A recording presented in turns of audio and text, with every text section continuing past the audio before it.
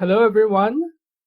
So we're now at part 4 of Fengshui and Neurographic Art. And today we're going to talk about we're going to talk about elements and colors of Fengshui. Now, before I start this video, I want to preface this by saying that I follow a school of Feng Shui that is from Lillian too, so this is information that she's given out about the colors that are associated with the elements of the Feng Shui. Okay, and why do I follow her? It's because when I remember I told you that in the late 90s was when I discovered that I could do a little bit of intuitive feng shui. I actually bought a few books that she wrote and started reading up on it. Okay, and she uses compass feng shui and symbolic feng shui. She does a lot of that. So she uses a lot of symbols for feng shui. Now, so let's start with a fire element. So if you look at a fire, there's usually red, yellow, and orange. So what she says is actually bright red, bright yellow, and bright oranges symbolizes fire. Okay, so if you want to energize anything with the fire element, it's bright red, bright yellow, and bright orange. And fire element is the most yang energy of feng shui. Okay, it provides a lot of yang energy, not yang as in H yang, but yin and yang. So in feng shui, we talk about the yin and yang energy quite a lot. So yin energy is where it's soft, it's restful, it's slow, relaxing. And yang energy is where it's really active, very sharp, very bright, active, sharp kind of way. So it symbolizes action. Therefore, fire energy is a yang energy. Okay. So having said that, let me mention this fact that if you ever doing feng shui for your home, never ever do feng shui for your bedroom. This was information that was passed down from her in one of the books that I read about it. And she was saying that the only thing you should feng shui in your bedroom is the color of your bedroom and the placement of your bed and where you should be sleeping. That's it. Do not energize your bedroom with feng shui. So if you happen to be living in a dorm, you're a little bit out of luck. Maybe you shouldn't feng shui the area where you sleep, but if that's what you want. So the area where you sleep is probably the area where your bed is, and then everything else is probably open for you to do feng shui if you really want to. But if you don't, that's fine too, because it's in the dorm room. It's really hard. I can understand that. I've been in that position for a few years. Okay, so and when you do feng shui for your bedroom ever, it has to be more on the yin energy side, because the bedroom is where you sleep. Therefore, you want more yin energy than yang energy, because you want to feel tired and fall asleep in your bedroom. Whereas if you're doing it for your living room, it should be more yang than yin, because you want a little bit more activity, but not so much that you can't relax. So that's where the harmony and the balance and the equalization comes in. Okay? So next we have earth. Now, if with red, you can still have red, orange, and yellow for earth, but it has to be dull. So dull red, dull orange, and dull yellow are considered earth colors. And also beige, ochre, and light yellow, like probably lemon yellow or something. That's something that's really like that. You almost can't see much color. If it's like white with a hint of yellow, kind of, that's light yellow. All right. Now the other thing that I wanted to add was, since we're doing beige here, I wanted to say that, because this is also information that I learned from my spiritual master, this master that I talked about in the first video. He said that if you want your home to be calm, you paint your walls in a shade of beige. Beige calms the mind. Okay, I will share some more of these little morsels of information a little later on as we get into the other colors. So beige calms the mind. That's according to him. Okay, and previously when I said fire, we talked about red, right? So pink actually represents love and romance and passion. So if you don't want too much, and you don't want too much of that in your little girl or little boy's bedroom, I mean, the results of which you can probably gather what's going to happen. So I won't say too much about that. I'll leave that to your own imagination. That was the information that was passed down to me. And later on, I will share a bit on what kind of colors you can use to open up wisdom. Okay, in the later part, I will talk about that. So for now, these are the earthen colors. So for metal, it's gray. Any gray color. Any of the gray tones is a metallic color.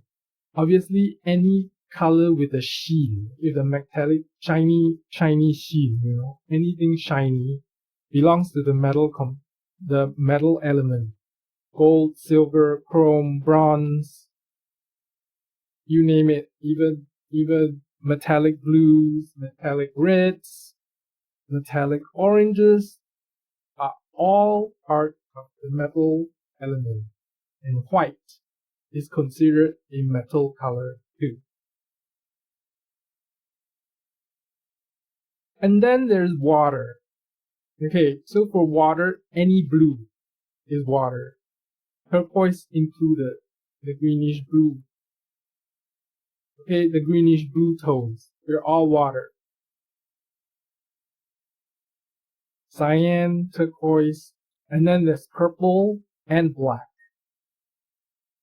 Okay, these are the colors that has the water elements in it. And then wood. Wood is any green and brown. Okay, now please differentiate between brown and ochre. Ochre has an element of yellow in there. Brown is more brown. Look at the trees. Okay, brown trees. All right, now we're talking about any green. So you remember earlier part of this video, I talked about a color that opens up wisdom. It's green. Okay, especially apple green, light green. Light green is very soothing. The green that's like minty, fresh green kind of, that's really light green. So that kind of apple green, that actually helps to open up wisdom. This was the information that was given to me by the spiritual master, not Lillian too. Okay, so this is a different piece of information. Leland 2 didn't say that light green opens wisdom. This is my master. And Leland 2 didn't say that beige calms the mind either. Okay, this is what I learned in the later part of 1990 when I was learning about Feng Shui from my spiritual master. So in any case, these two colors are what represents the wood elements. Okay, so when you use Neurographica and Feng Shui, keep these colors in mind. There isn't really a hard and fast rule, but if you are doing Neurographica, like a Neuro tree or a Neuro lotus for a certain part of the room for certain things, and you want to do it because of Feng Shui, then keep these elemental colors in mind. Otherwise, everything goes. Okay, now I wanted to cover something that I missed in the previous one of the previous video. I'm gonna go back to this compass direction Feng Shui. You can actually do neural trees for health, career, creativity, luck, education, and prosperity, as well as relationship, and also neural lotus for all these too. Okay, I've done Neural 3 for fame for myself, fame and recognition, so to say, for myself. That's work, and part of the reason why I am inspired to do Feng Shui and Neurographica is because of one of my students who actually did a wealth tree for luck and prosperity. Okay, and the story is she struck lottery 6 times in 1 month. Okay, the first time she hit the lottery, she won like $4,000. The second time she won 2,000. The third time she won 750, and the other 3 times she got like 250, 250, 250. Okay. Now, having said that, you may not get the same results. Oh yes, what did she do? She actually used the wish tree video that I put up in this channel, in this YouTube channel, and she put it in the wealth direction of the home. She did a prosperity tree using the wish tree tutorial and put it up in the prosperity sector of the home. And she did 2 of them. 2 weeks after that, this string of lottery winning happened for her. And this was the story that inspired me to share Feng Shui and Neurographica on this channel, because I also hope that people who are getting this information are able to use this information with Neurographica, to either boost their career, their education, their health, their relationship, their prosperity, their fame and recognition, or their luck, or to be really spiritual. Because with this information here, you can actually do it with Neurographica. Now, when I'm done sharing more information about Feng Shui, which is the next video is probably the last one, because I'm going to teach you how to locate your wealth direction in the home. I'll mention that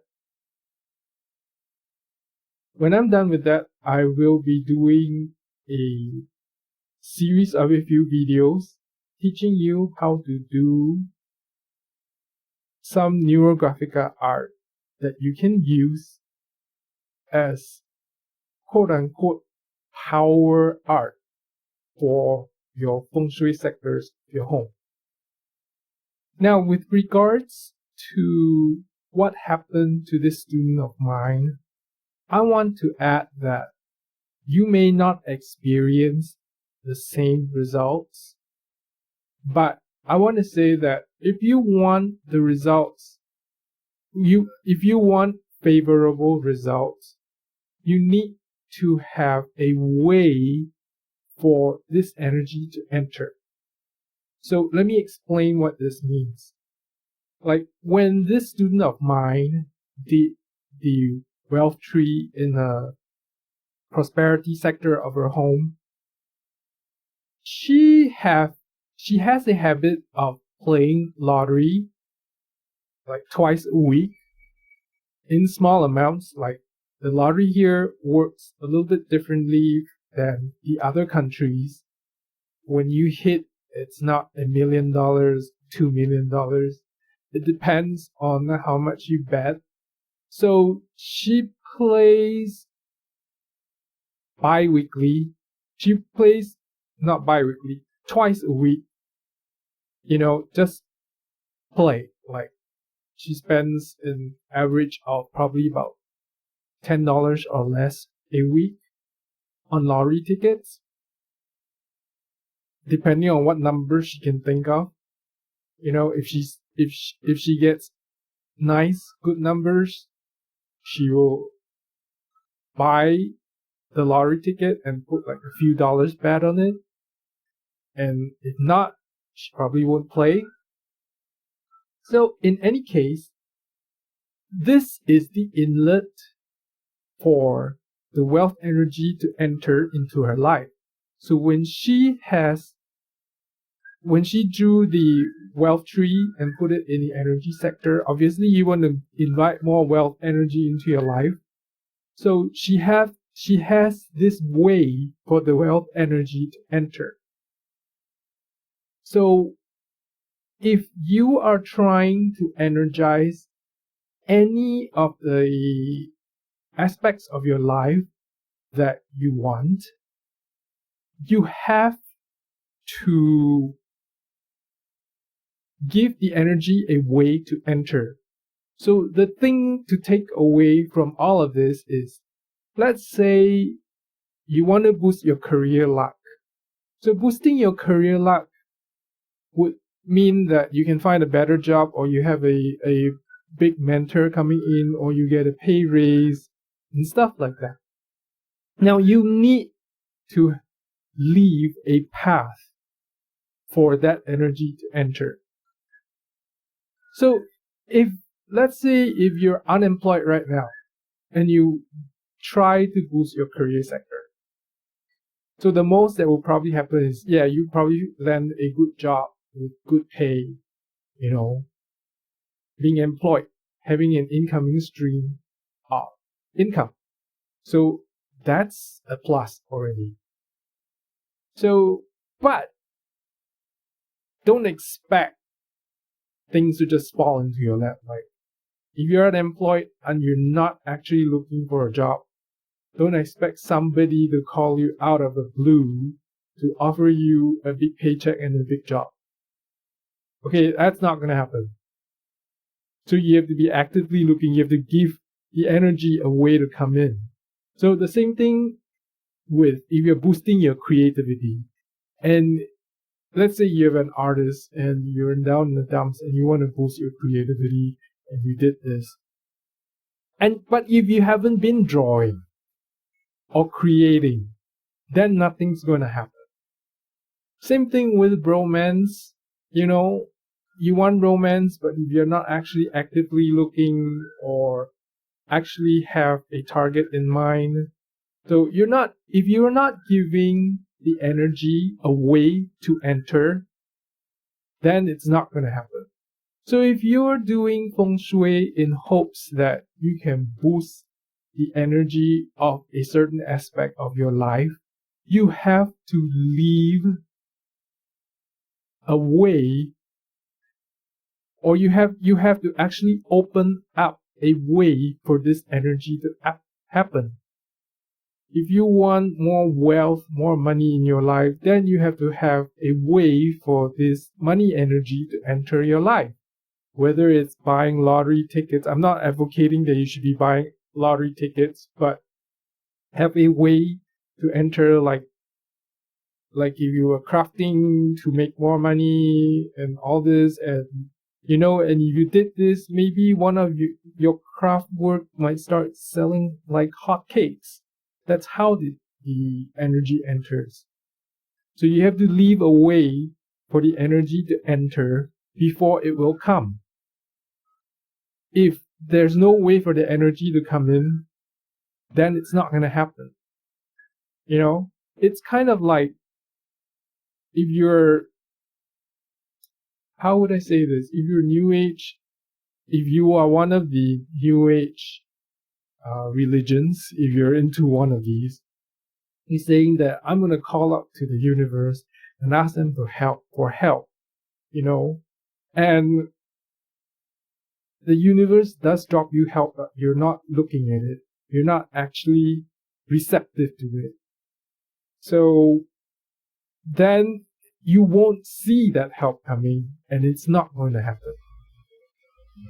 Okay? So I hope you get what I'm trying to say here. Okay? So with this information, I now end this video, and I hope to see you again in the next video.